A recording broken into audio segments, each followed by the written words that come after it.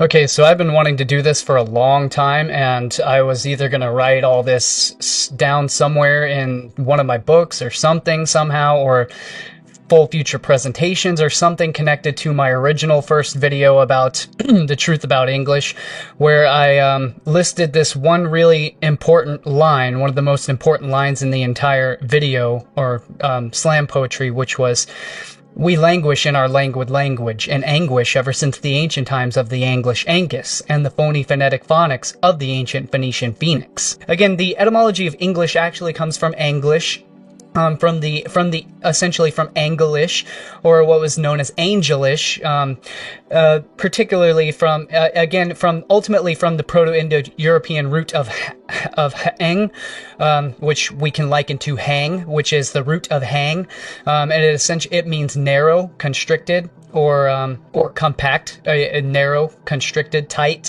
Hello everyone, my name is Cullen Smith. I'm a published author. Today I would like to introduce you all to my brand new published book, The Hive Mind Invasion of Civilization, a compendium of esoteric science, symbolism, and universal secrets. If you'd like to purchase this book, you can head over to my brand new website that I've set up at liftingtheveil.tv, and I will see all of you there. And so again, English comes from Anglish, which comes from essentially the land from the Angles, the land of the Angles, the land they inhabited was probably because it was shaped like a fish hook, which is where we get angle from, which is linked to angle, which is where we get fishing as angling, because the angle of the fish hook is where we get the word angling from, is from the angle of the fish hook, because an angle is to fish with a hook, which is from the suffix Proto-Indo-European root of onculo, which is what gives us the root of ankle, which, because angle is linked to ankle, because ankle comes from the angle of the ankle itself, which is from the Proto-Indo-European root of ang, or ankh, because an ankh is to bend, which is where we get the Egyptian prominent symbol, which composes itself of four angles, prominent sharp angles, with the most prominent bend,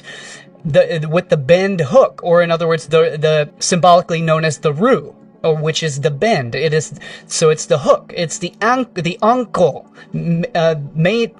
So it gets its name from the ankle, from the angles that compose it. And again, ankh to bend, aglu corner, Lithuanian anka literally means loop. So again, the ankh is it's the looped, it's the angled loop, linked with angum, limb, or ankle, again, hook. And so this gets us into the ultimate root etymon of all of these words, which is the ang, which by declension and by sound shift and vowel shift all throughout the different cultures and languages of the world, all throughout history, it shifts from ang to ang to eng to ing to ong to ung, and these are all the same phonetic, essentially the same phonetic enunciations: the ang, the eng, the ing, the ung, the ang, the ankh.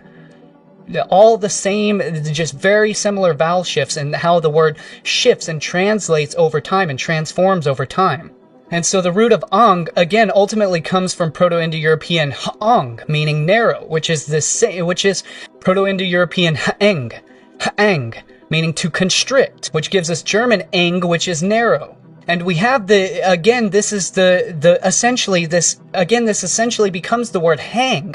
And again, a hang is you hang from a hook, or you hang from a noose. A noose is an ankh, a noose is an angle, it is a bend, it is a loop. It is a noose from which you hang, and when you hang, this creates great pain or great anguish. And anguish is from the same root of ang. And again, anguish is extreme pain, either of the body or the mind, excruciating distress, which is linked to Germanic cognate of anger, and from Latin anguista, narrowness, difficulty, distress. And again, this is the narrowness of the breath, or the narrowness, the shallowness of breathing, the shallowness, the constricting. And we cover this thoroughly in the Symbols of Power Part 3 film about when we covered the etymology of sphinx and sphinx, and to asphyxiate, and the actual physical dynamics, the physics of constriction and contraction and strangling, and the physical dynamics of the torus field of constricting.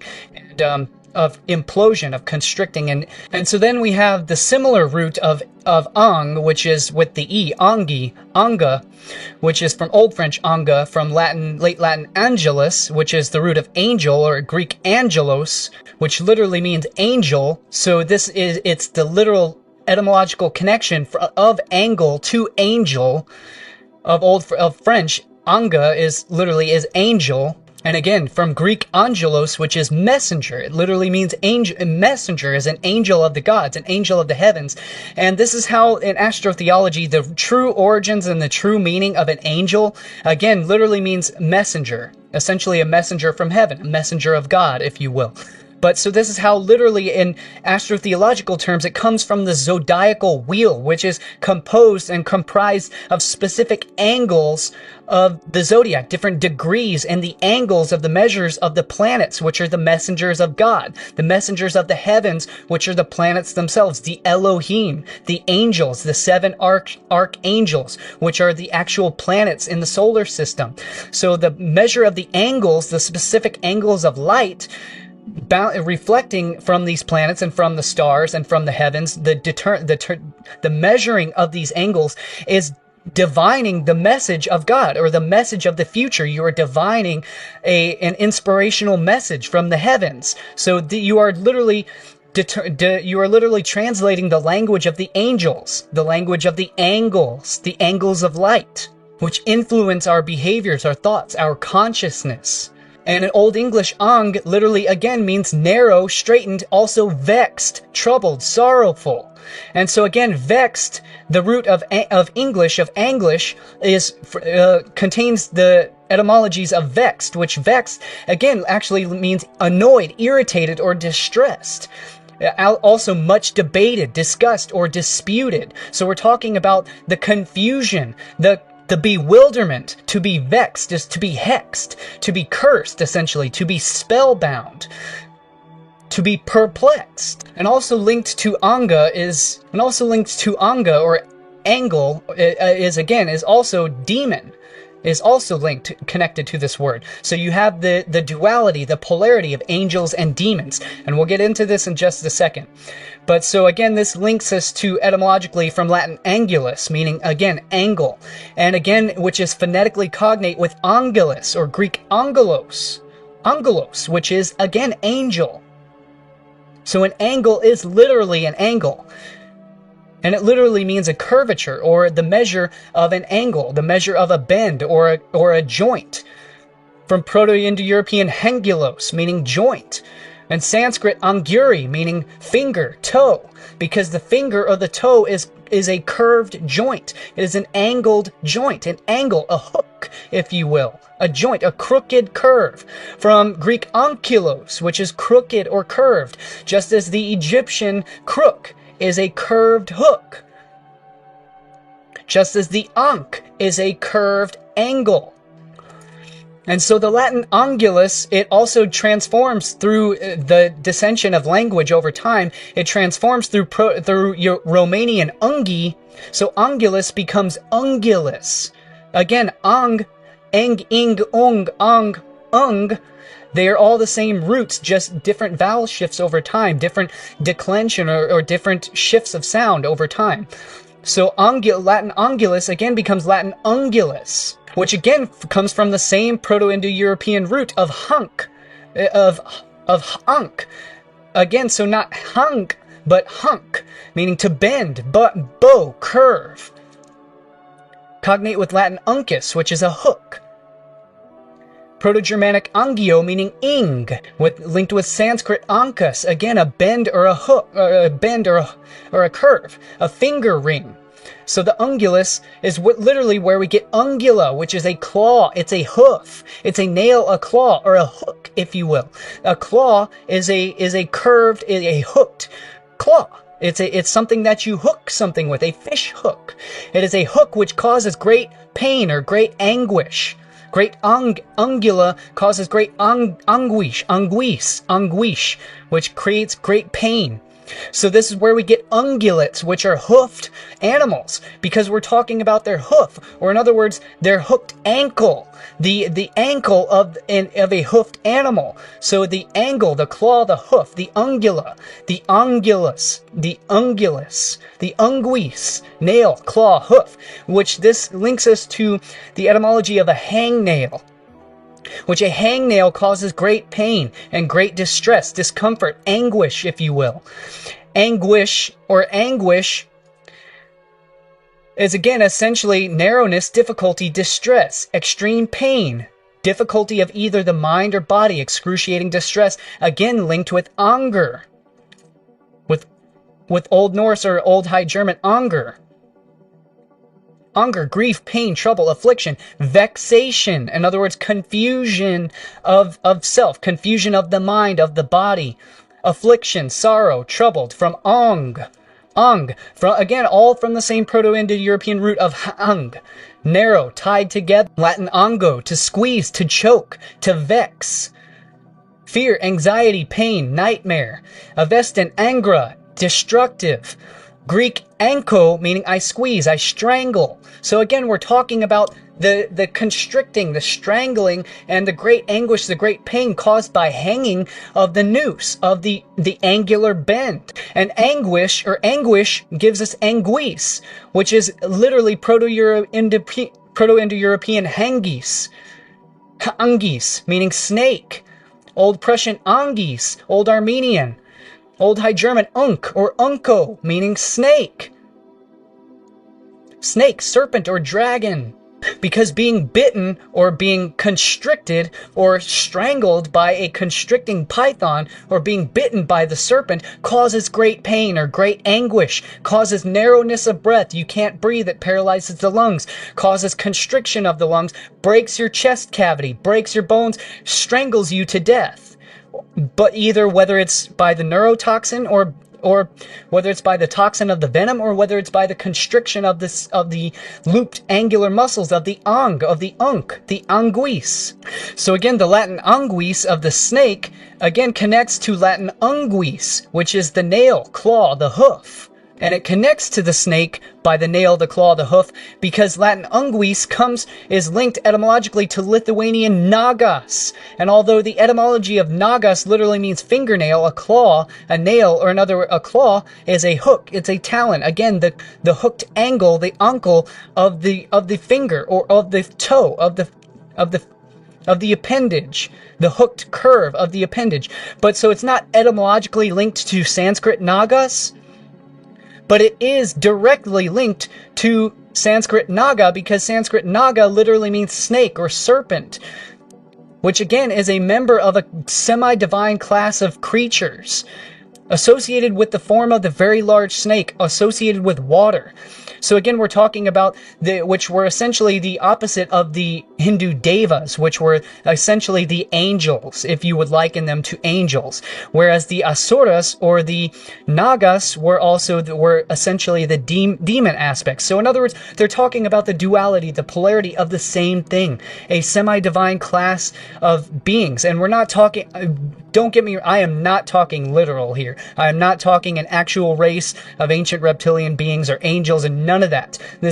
We get so much deeper and so much more symbolic, relating this to actual reality on this channel, in my full films and in my full presentations and in my books. So do not take this literally. I'm not referring to this literally. I'm not saying that there is a divine angel or demonic language that is controlling humanity. That's not what I'm saying at all. As we could refer to the biblical reference of let us go down and corrupt their language, that they may not understand one another, which was said literally by the Elohim in the Bible, who conspired to go down and divide humanity's language from one universal root language, which we are covering here right now, the universal root meanings of how they all mean the same thing, and dividing it into infinite different, just vexing and perplexing and confusing roots that all share the same core tenets, the same core meanings and values, and similar essences, despite being from different etymologies and from different cultures and different time periods all over the world. It's the thread that weaves them all together that we are talking about here. And so again, the roots of ang, ung, ong, ing, etc., gives us the Old Norse and Proto-Germanic ing, the Proto-Germanic root and Old English roots of ing come from Proto-Germanic ingus. Again, anguis, unguis, again, anguis, unguis, and Proto-Germanic ingus, which in this version here, I guess this is a specific author. I'm not sure who the author is, but esoterically links ingus to the seed, or the god Ing, the rune of isolation or separation, in order to create a space or a place where the process of transformation into higher states of being can occur. So in other words, we're talking about what we've covered in the full Symbols of Power film series. The transformation, the alchemical transmutation from root to crown, the Kundalini serpent ascension of the serpent energy, the life energy, the constricting energy within us from root to crown. The alchemical transformation, the rune of gestation and internal growth. Ingus is associated to the seed, again, the fertility, the seed of nature, the growth energy, the transformation, earth god, stored energy, gestation process, male sexuality, agriculture. On the psychic levels, revealing internal growth, personal development, the power of suggestion, which is what this whole presentation is about, the power of suggestion or influence, the inner child wholeness. So, these are more, subjective interpretations. These aren't exactly, what it actually comes from. But yes, it does come from ing, meaning the state of being, the state of mind. The ing, the state of a thing. And so this is actually a really great write-up by, I guess, the author is Tyriel. I'm not sure who this is, but it is a very great write-up, actually a full description of the ing, of the esoteric symbolic meaning of the ingus, the potential energy that must accumulate gradually in storage before being released as a single surge of energy. It represents the process of a mental seed or desire implanted by the conscious mind into the subconscious for incubation and gestation, for it to later re-emerge and sprout forth and to grow, just as the seed does from the ground, later to emerge as a new creation in your life affairs. Ingus governs the process of seed into catalyst, and thus self-sacrifice of one form to bring forth into a new form, a new being, and the characteristics inherited because of this transformation. Thus, the Ingus contains within its lore the true meaning of self-sacrifice. Such a sacrifice occurs when one form is called upon to die so that a newly evolved form may begin to grow or emerge from that. This is the symbolic alchemical transformation of the phoenix, of the death and rebirth, the alchemical process of distillation and transformation and transmutation. So this is one of the cornerstone concepts that is known in the male mysteries. To die for something such as a cause or an idea such as freedom, a universal theme in the warrior traditions, is thus connected to the energies of Ingus.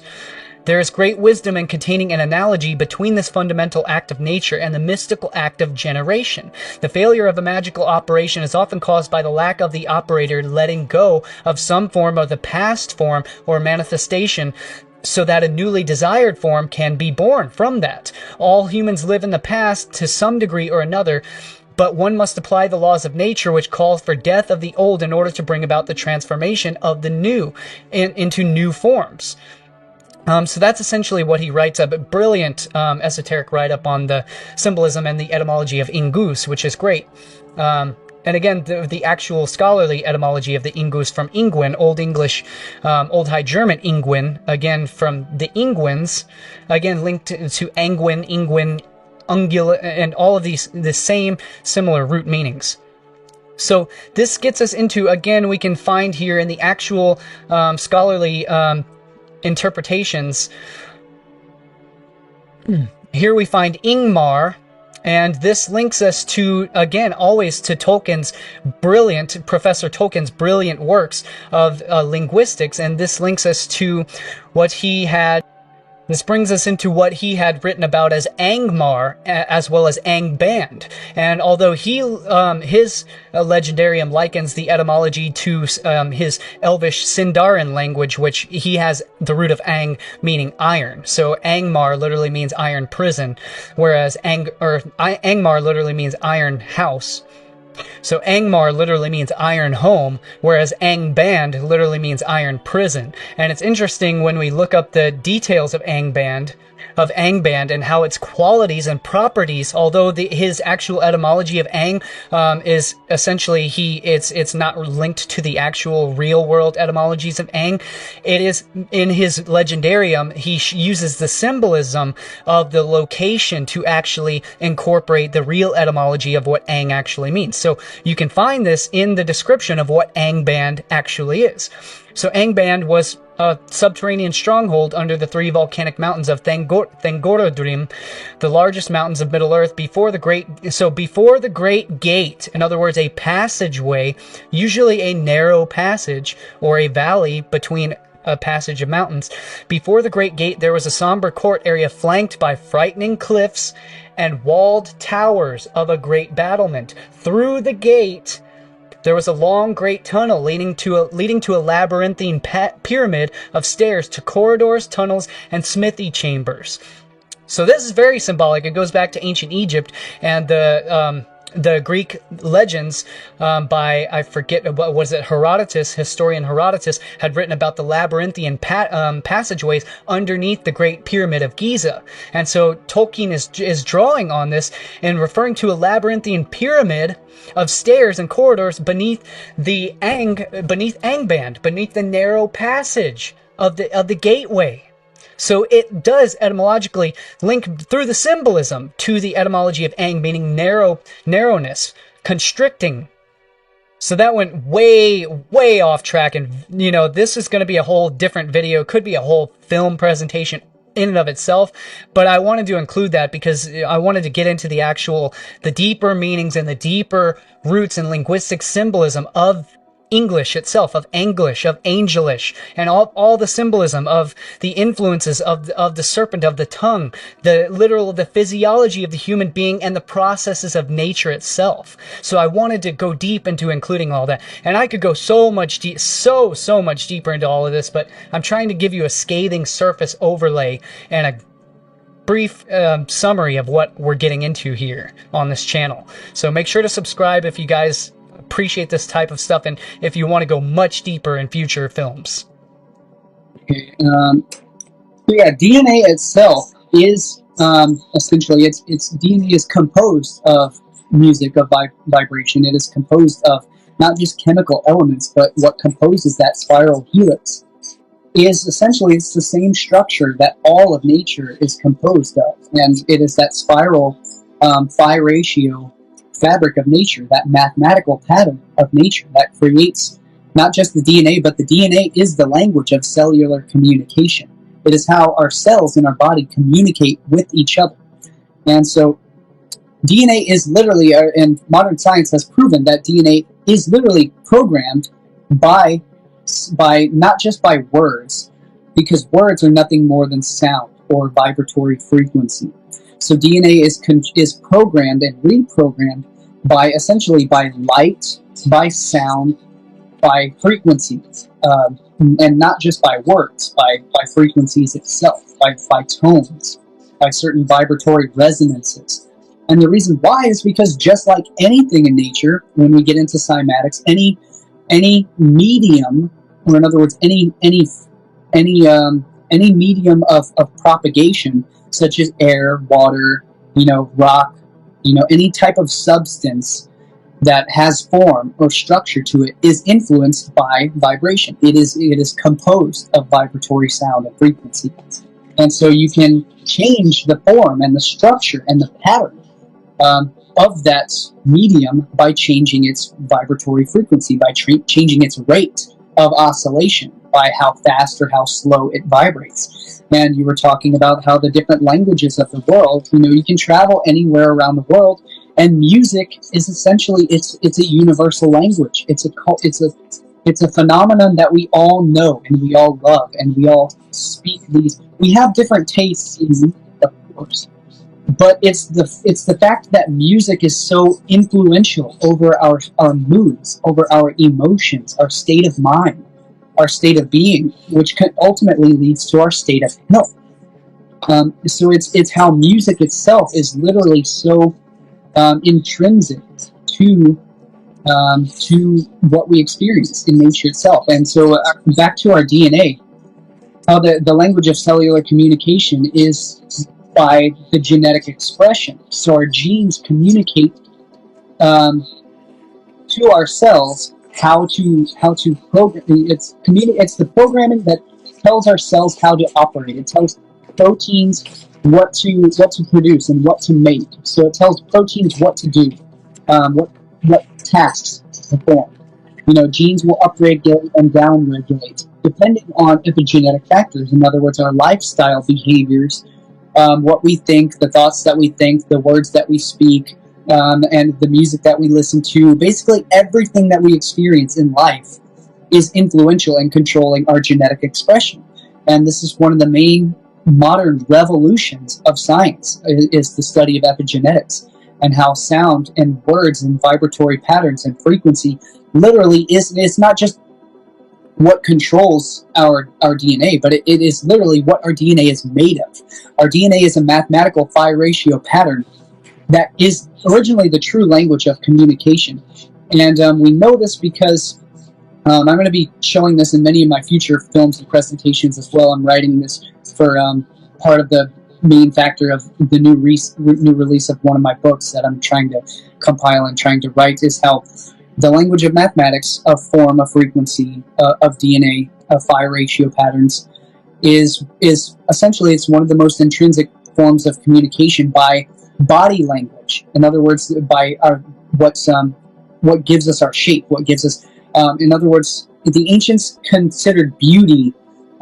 They considered the phi ratio to be the foundational pattern of beauty, and they considered it to be the good and the beautiful. So they considered what was beautiful to also be equated to being good, and what was beautiful was considered to be healthy, because to be healthy means to be whole, and to be whole means you're not fragmented into many different pieces. You are one unified holistic structure, one unified holistic form. And through the phi ratio, this is what we consider to be beautiful, is the ratio of harmony in nature, such as the flower of life in sacred geometry, the structural pattern of a sunflower, or of many different plants in nature. They grow in this phi ratio pattern, in this phi ratio structure. And so does the human body. So the human body is literally composed of this language of nature. And so that is ultimately, one of the most core foundational. Cullen Smith, this is Lifting the Veil. You can find all of my full books, presentations, videos, films, articles, posts at subscribestar.com/liftingtheveil. Patreon has suspended this work and my account and income stream for this content. So if you are a supporting patron, then please, I ask you to move your support over to subscribestar.com/liftingtheveil. And I have just established a completely free, uncensored, totally free speech social media platform that replaces Facebook, Twitter, YouTube, every other platform all in one on liftingtheveil.locals.com. You can download the Locals app and you can join our group and have totally free speech and totally uncensored, unrestricted content access. And there is also a ton of exclusive content, and I will leave the cited reference links in the description down below. So you can check that out for all of my full content, and I will see you guys in the next video. I rely solely on word of mouth, and the recommended algorithms are not recommending any of my videos or films anymore. My channel has literally been completely restricted, so I rely on your help by sharing my work around if you appreciate it, and leave me your comments. I definitely want to know what you have to share and what you have to think about all of this stuff, and I will see you in the next video.